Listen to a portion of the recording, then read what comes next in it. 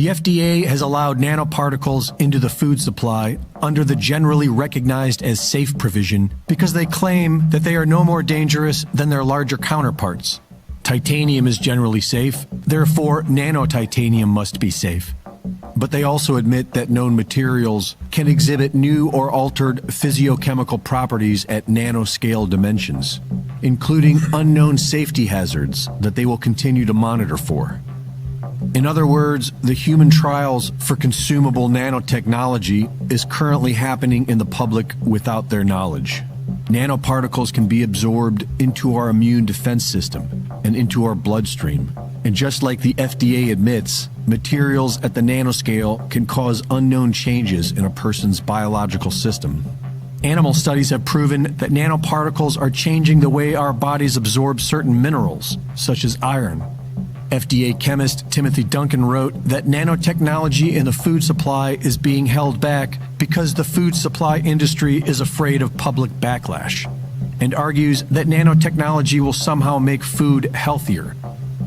The FDA is far more concerned with pushing more of these experimental nanoparticles into the food supply than they are with safety. At least 20 products are adding laboratory-made nanoparticles into the ingredients, and they are getting ready to coat bananas in new nanotech.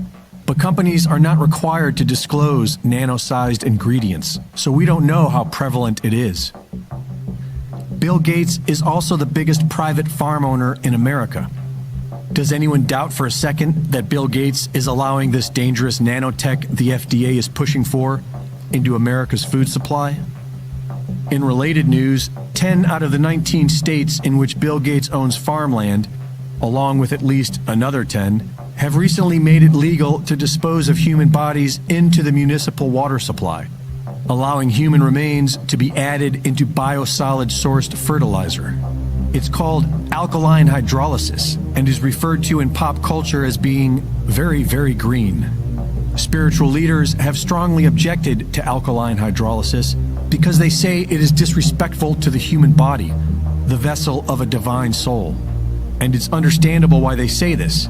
In alkaline hydrolysis, the human body is liquefied with lye and poured down the sewer to mix in with the community's excrement. And if that weren't bad enough, this biosludge is then collected from municipal water treatment plants and used as so-called fertilizer on factory farms.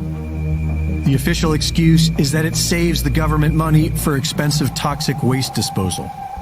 Meanwhile, we are all being sold food that has been grown with a toxic biosludge made up of human remains and excrement, which is then loaded with new and strange nanotechnology.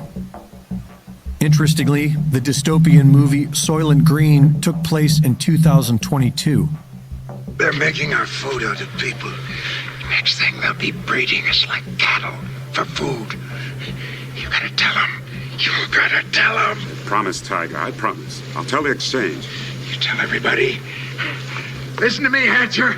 You gotta tell them. Silent Green is people!